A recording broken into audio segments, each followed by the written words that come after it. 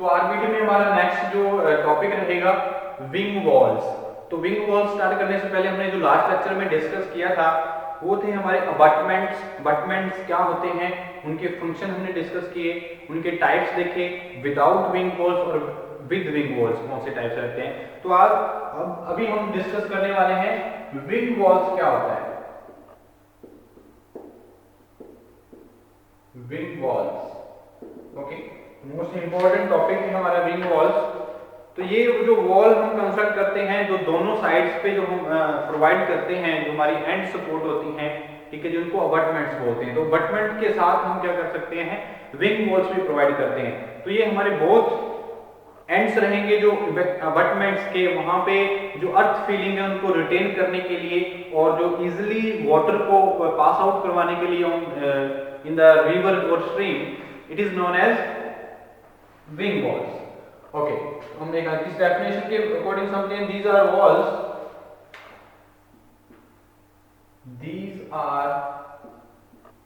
Walls constructed on at both ends of the abutments, at both ends of the abutments, both ends of the abutments, to retain the earth filling, to retain the earth filling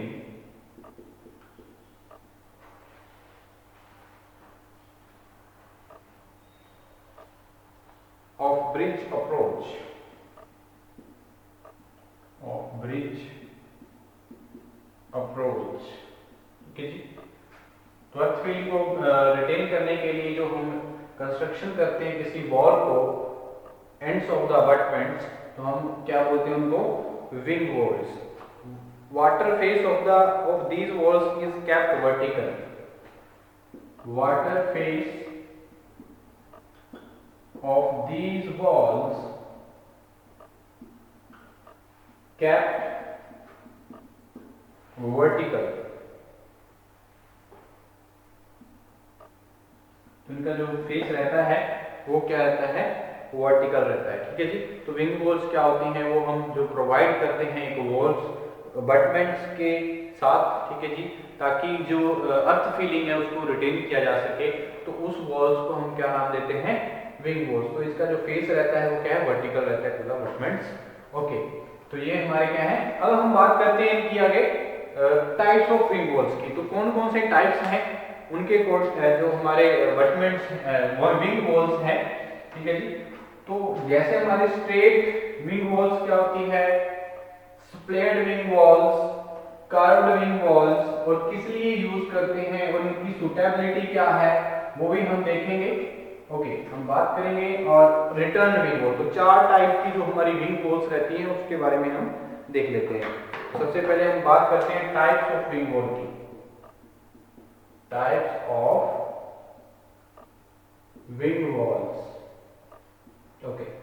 firstly हम बात करते हैं straight wing wall की। Straight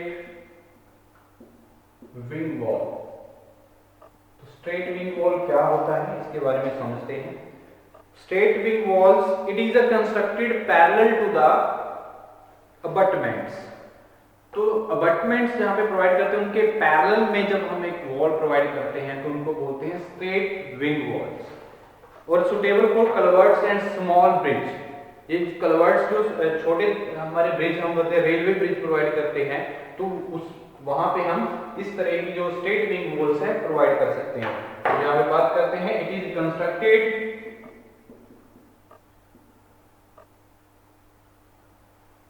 constructed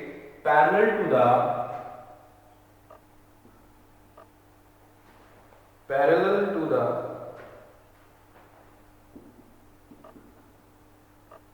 abutments, and it is suitable for culverts or small bridge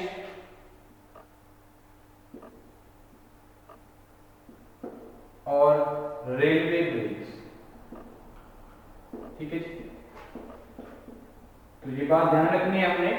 ये जो है हमारे straight wing walls, ये स्ट्रेट पैरेलल टू द अबटमेंट्स हम कंस्ट्रक्ट करते हैं, और ये सुटेबल कहाँ पे है, स्मॉल ब्रिज या कलवर्ट्स के लिए सुटेबल है। जहाँ पे रेलवे ब्रिज हम प्रोवाइड करते हैं तो वहां पे भी हम ये क्या है, सुटेबल रहते हैं स्ट्रेट विंग वॉल्स। अगर हम सेकंड बात करें स्प्लिट विंग वॉल की, तो ये एक्यूट एंगल में प्रोवाइड किए जाते हैं ताकि जो वाटर है रिवर का वो इजीली क्या किया जा सके, ट्रांसफर किया जा सके, पास आउट किया जा सके। ठीक है जी, अंडर द ब्रिज। दूसरा क्या है हमारा split wing wall, split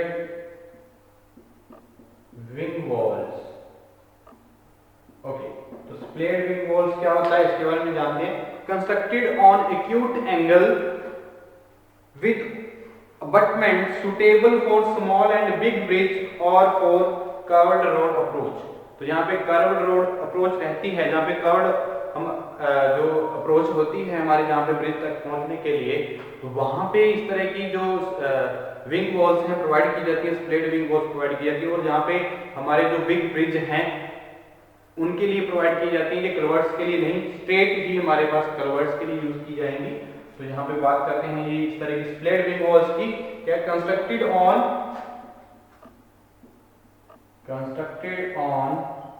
acute angles with abutments,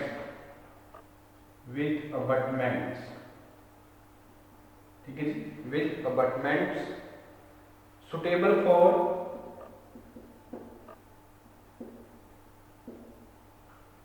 big bridge, small and big bridge. ठीक है जी, स्मॉल एंड बिग ब्रिज के लिए हमारे स्प्लिट विंग वॉल्स प्रोवाइड की जा सकती है, और फोर कर्व्ड रोड अप्रोच। यहाँ पे जो रोड अप्रोच रहती है वो क्या रहती है, उसकी शेप जो क्या हो, कर्व हो। ठीक है जी, तो वहां पे हम स्प्लिट विंग वॉल्स प्रोवाइड करते हैं। और अगर हम नेक्स्ट बात करें तो क्या रहेगा हमारा रिटर्न विंग वॉल। तो लास्ट जो हमारी रहती है रिटर्न विंग वॉल। तो हमें पता है मुझे इस तरह की विंग वॉल्स क्यों प्रोवाइड करते हैं, ताकि जो रिटेनिंग अर्थ फीलिंग है उसको रिटेन किया जा सके और जो इरोजन, साइड इरोजन है उसको रोका जा सके।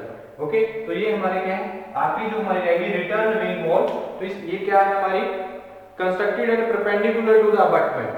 ये क्या प्रोवाइड की जाती है, perpendicular to the abutment provide की जाती है, कंस्ट्रक्टेड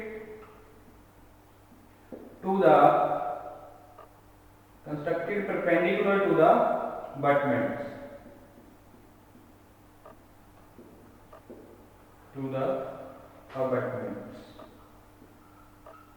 ठीक है जी। तो ये हमारी क्या है, रिटर्न विंग वॉल है। ये परपेंडिकुलर रहेगी अबटमेंट्स के, और ये एक्यूट एंगल पे रहेगी। अबटमेंट्स की जो स्प्लिट रहती है और जो स्ट्रेट रहती है वो पैरेलल रहती है, ये बात ध्यान रखनी है हमने। ओके, तो and parallel to high embankments and firm banks, and parallel to high embankments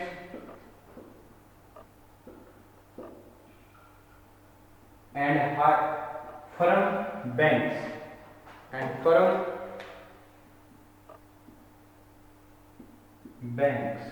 ठीक है जी। तो ये बातें ध्यान रखनी है हमने रिटर्न विंग वॉल्स के लिए, स्प्लिट विंग वॉल्स के लिए और स्ट्रेट विंग वॉल्स के लिए। ओके, तो ये हमारा क्या है, विंग वॉल्स हैं। तो इसके बाद अगर हम बात करें अप्रोच की, तो अप्रोच से आप क्या समझते हैं, जब हम कोई भी ब्रिज स्ट्रक्चर को कंस्ट्रक्ट करते हैं तो उसके लिए अप्रोच, एक सफिशिएंट अप्रोच का होना बहुत ही जरूरी रहता है। तो समझते हैं अप्रोच क्या है। ओके, तो नेक्स्ट हमारा क्या रहेगा, लास्ट टॉपिक जो रहेगा इस टॉपिक का, approach.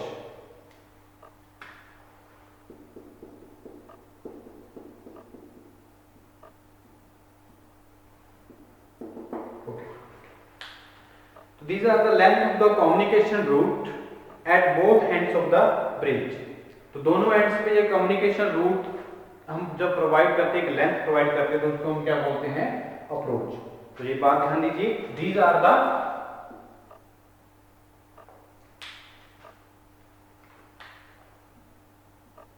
Length of communication root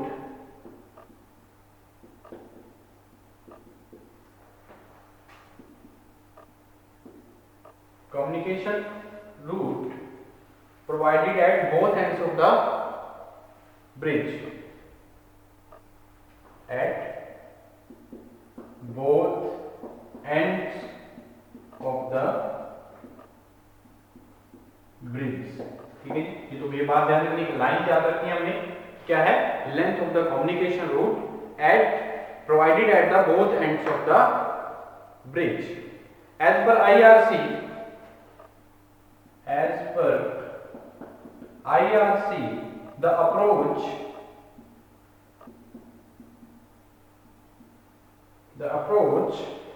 must be straight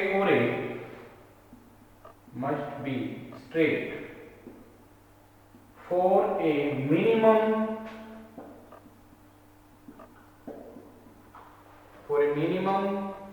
length of